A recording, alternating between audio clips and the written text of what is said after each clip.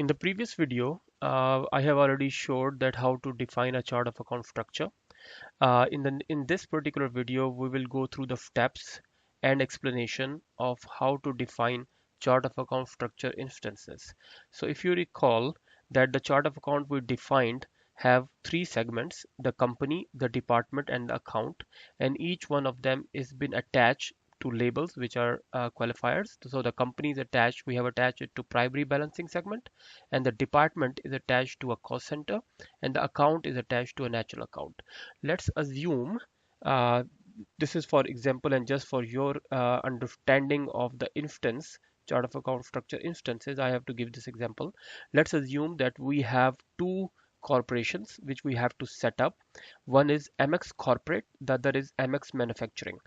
Now, for when we create the legal entity for each one of them, we have to define a chart of account. So let's assume the chart of account we have created, it's completely fits the MX Corporate, because the MX Corporate have the right company under it, have the all the departments which are required.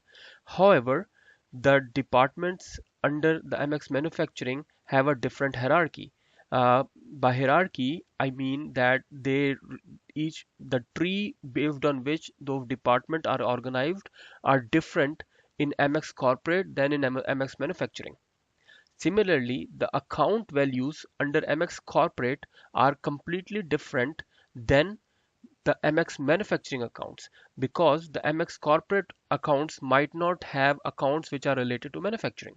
So in that case, what we have to do before or in EBS or in before this functionality is introduced, we have to create two chart of account structures, one for MX Corporate and one for MX Manufacturing. But from Oracle Fusion or from Oracle Cloud, the functionality is Oracle have introduced the functionality of chart of account instance, where we can create a chart of account and use it multiple time for different needs. Those different needs, as I explained, that we can that particular chart of account caters to the need of MX Corporate, but for MX Manufacturing, we can replace the value set of the accounts to a different value set, which is manufacturing value set, which is entirely a different value set which we have for MX Corporate. Even though the chart of account structure remains the same, but in the instance we can change the chart of account, sorry, the change the value set under the account. This will be a lot of help because it will save us from redefining the whole chart of account, and obviously it will help us with maintenance. Plus, on top of that, we can have a different hierarchy associate under each particular instance, meaning that we in for example in MX Manufacturing, the departments are under as are defined in a tree in a hierarchical basis, on a geographical basis in a hierarchy, whereas in the corporate MX Corporate, the departments are arranged in a managerial hierarchy. If we don't have this feature, we have to define the chart of account twice for each particular legal entity, and have separate hierarchies defined multiple times for each particular uh, um, legal entity. However, with this particular feature of an instance, we can use the same chart of account structure and have two different hierarchies linked to an instance. Okay, let's move to the instance. This is our login screen. We will log in with our user.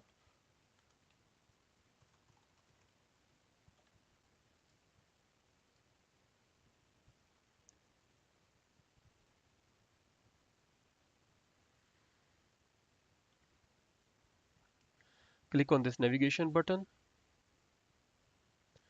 and click on setup and maintenance. Click on implementation projects. Select the project. Enter partially define chart of account. So we'll just give partial and search. Here we have define chart of accounts. Click on this. We have defined chart of account, expand it. Select chart of account structure instance.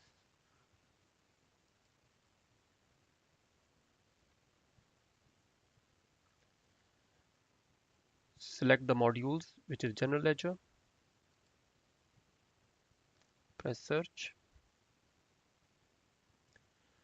This is the module which we selected, and then click manage structure instances.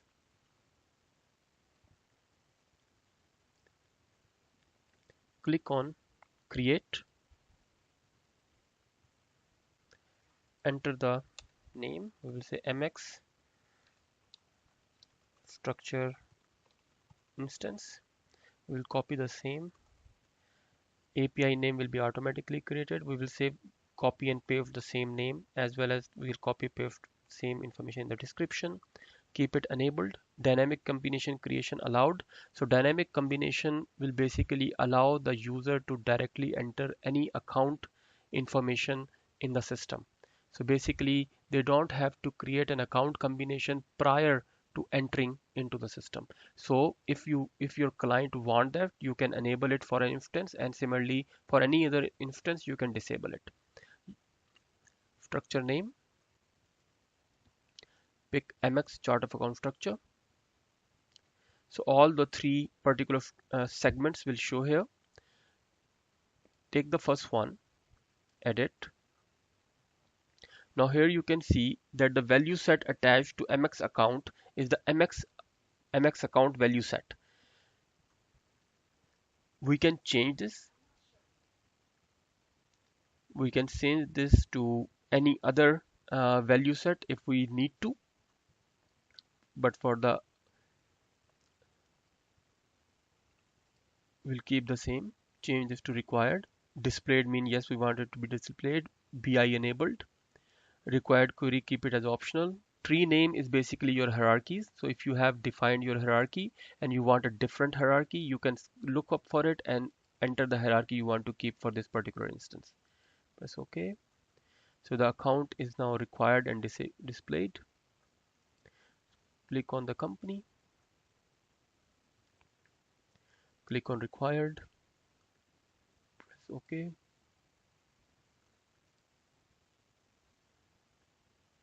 Click on department. So click on required. Now I hope you understand that by looking at these features that we can change the value set here. Meaning if we are defining, let's say for a manufacturing or organization, we want to create a chart of account instance, structure instance for manufacturing, and the departments in the manufacturing organization is different than the corporate. So we can create a different value set which have values related to a manufacturing organization and associated here. So this will make the chart of account more relevant uh, to the manufacturing organization, rather than putting all the values in one value set and confusing the both the organizations. We can attach different value set under an instance. Now we have enabled all the three segments. Press save and close. So we are done with the structure instance. Press done again. Now the final step is to deploy the flex field. Click on the deploy flex field button and the system will start deploying it. It will take few minutes. This step is important. Whenever you make a change in the chart of account, you need to redeploy the flex field. Make sure you always do that.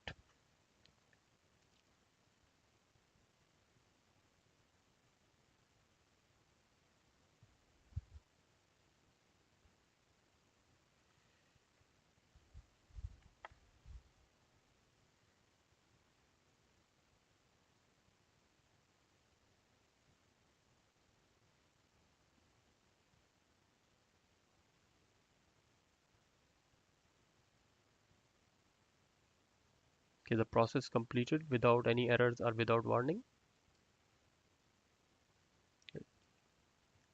Okay, it's completed now. Press OK. And now the flex fields deployment status is completed. So it's deployed and the date of the deployment is shown here. Okay. Press done. Change the status.